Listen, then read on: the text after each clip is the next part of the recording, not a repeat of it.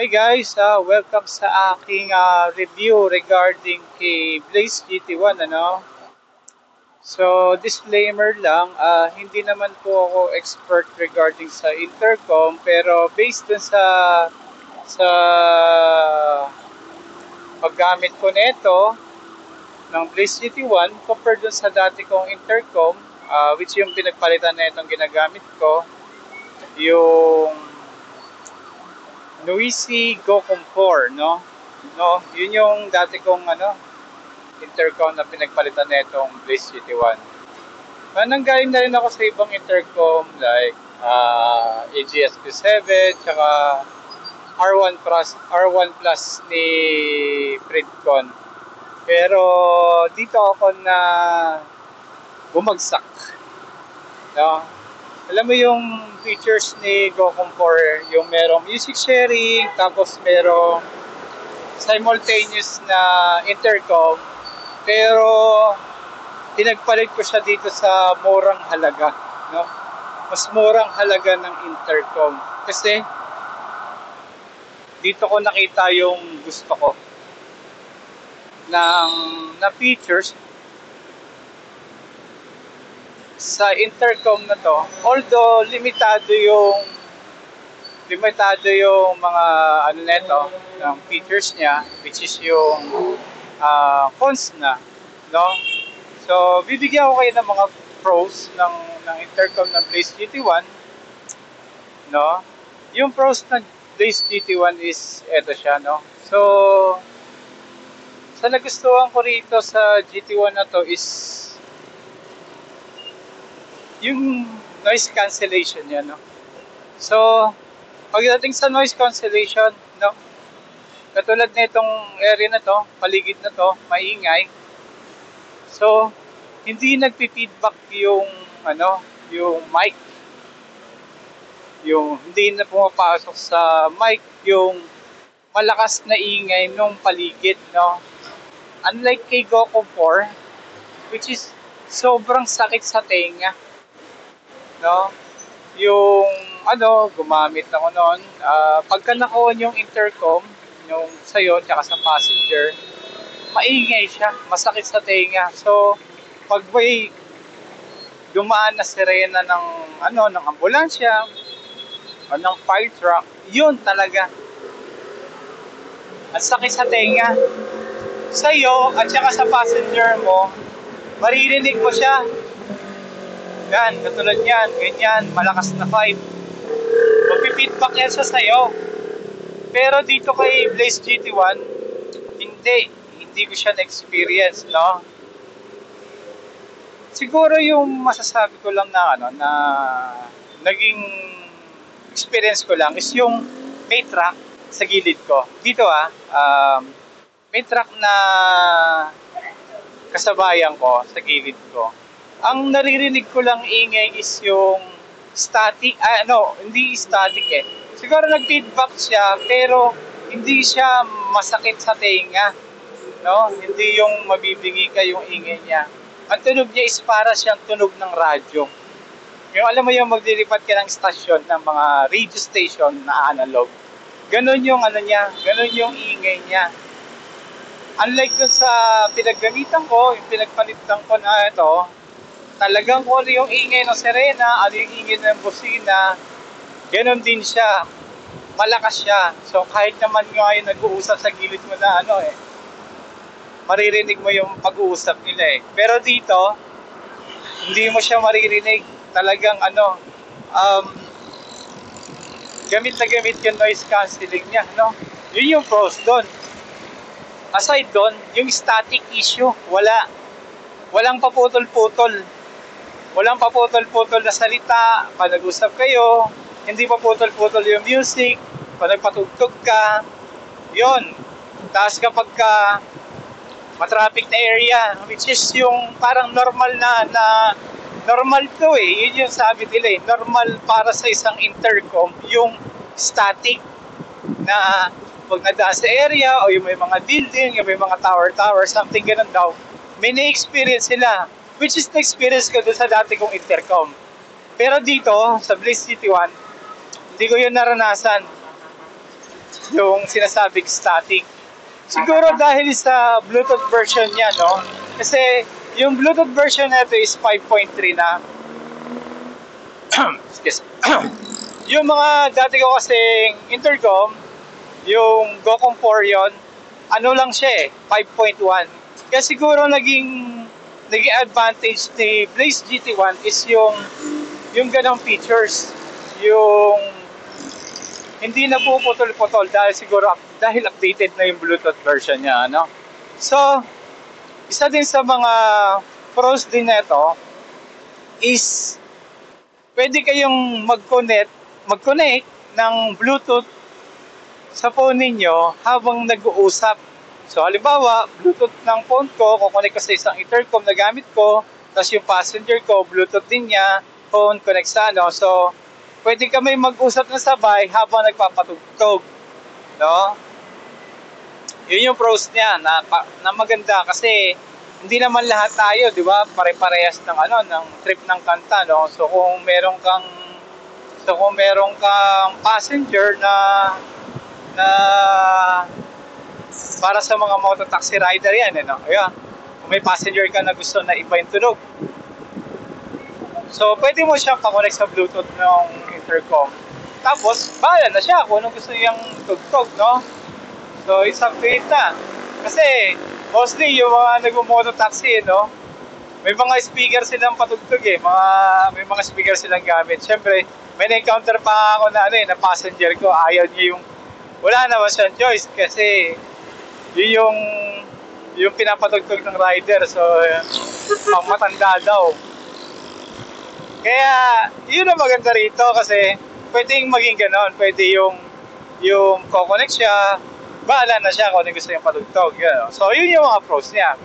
Aside doon yung battery, hindi ko alam kung pros ba yun kasi based sa akin, nung nag-mototaxi ako, so 13 hours continuous, yun yung battery life niya. So, 90% pa yung battery nung intercom, nung sa akin, 13 hours continuous Bluetooth tapos music sharing.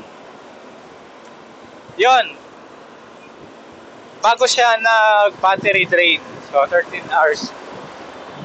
Yung music sharing pala na sinasabi ko habang nag-intercom, isang option lang yun siya para makapagpatugtog ka na parehas kayo na pinapakinggan ng ng passenger mo, tapos habang naipag-usap kayo. Pero yung features na yon hindi manggagaling sa intercom kundi sa cellphone mo, which is yung cellphone mo dapat merong audio share na settings ng Bluetooth.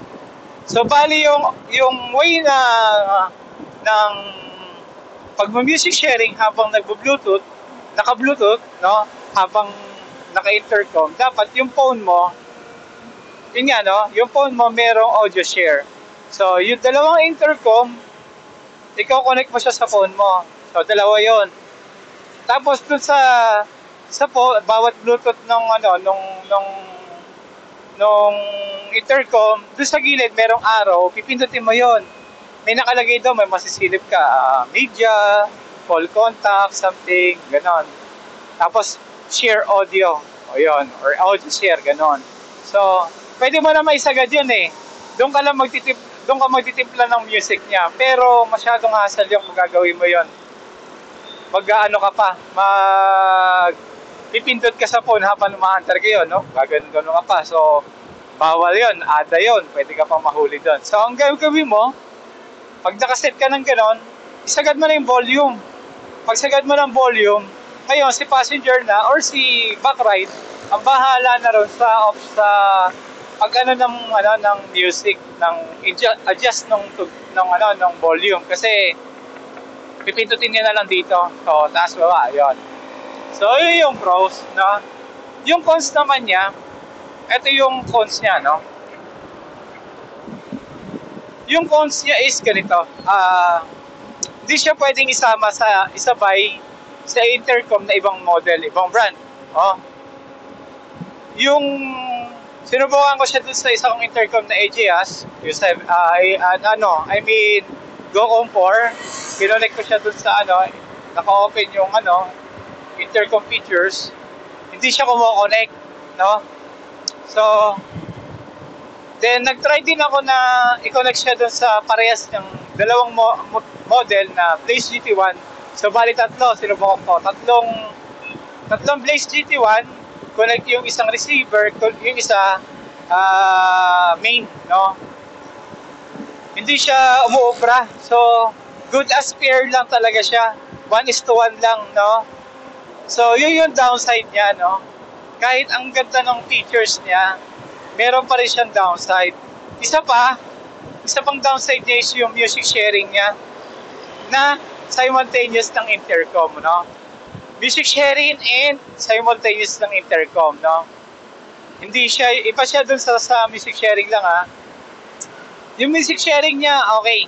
So, walang problema. Kung yung pinapatugtog mo, siya rin naman maririnig nung passenger mo o nung OBR mo. Yung music sharing is simultaneous ng intercom. Ito yung downside niya, no? Yung cons niya, no? Pag naka-on yung ganon, pipindutin mo kasi yung dito yung helmet icon para mapagana mo yung intercom features, no? Ang mangyayari is, kapag music sharing kayo, so naririnig, pero isa lang yung makakapagsalita. Halimbawa, ako lang yung magsasalita dito. Maririnig ako ng backride ko, pero hindi siya makakapagsalita. Hindi masasagap yung sasabihin niya. Yun yung downside niya, no? So, yun yung isang negative issue niya na sayang, no? Sayang. Tapos isa pa yung hindi siya makakonect sa ibang intercom. Pero kung gagamitin mo lang siya as pang moto taxi or kung dalawa lang kayo back ride, sulit na rin siya kasi napakamura niya, no? Mura na siya. Compare sa ibang intercom na although mahal yung ibang intercom, pero siya may mga features kasi na wala dito sa isang ganito, no? Pero kung good as intercom para sa mototaxi, pwede na to para sa mga kapwa natin mototaxi rider, Kasi napakasulit niya, mura siya, no? Pwede silang kumonect ng Bluetooth habang nag-intercom kayo. Tapos may music sharing features. So, ganun. Yun yung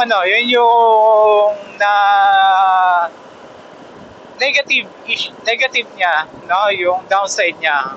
Kasi para sa intercom although napakamura niya, siguro kasi pagka masyado nang mataas yung wag marami ng jump, pag todo na yung features na ganun, 'di ba? Baka hindi na bumili yung malay nyo kasi alam nyo, di ba, sa mga negosyo, no? Merong kulang dito. Tapos mag-upgrade sila. Mag-upgrade sila ng maglalabas ng bagong intercom. Meron ng ganitong features, di ba? Siyempre, gastos ulit. No? Pero based dun sa, sa pagiging mura ng intercom na to, sulit na siya para sa mga pang-moto taxi rider natin dyan, no? Malaking bagay na to para sa mga mototaxi rider, lalo na iba gusto nahihirapan makipag-usap, no? Magsisigawan kayo pag wala kayong intercom. At least ito, sulit na yung presyo. So, konting biyahe lang, imagine mo, 2,000, 2,500 or kasi isang biyahe, dalawang biyahe, kunin mo kahit 500, di ba? May 1 linggo ka na, 1 linggo kang bumabiyahe, makakabili ka na nito. Tuwan-tuwa pa yung passenger mo kasi hindi kayo magsisigawan, Yun. So, ayun guys, no? Hopefully, nag-enjoy kayo sa video ko. Sa mga hindi pa nagsasubscribe, pa-subscribe na lang ako, no? Nagmamakahawa ako sa inyo. Iilan lang yung subscribe ko. Then, pa-follow na rin ako sa sa Facebook page ko, no? Para, alam niyo na, para dumami pa yung yung followers ko. And then guys, ayun. So, hopefully may nakuha kayong idea sa intercom na ito, sa review ko. And abangan niyo pa yung mga susunod kong videos upload ko. Kaya see you guys. Okay.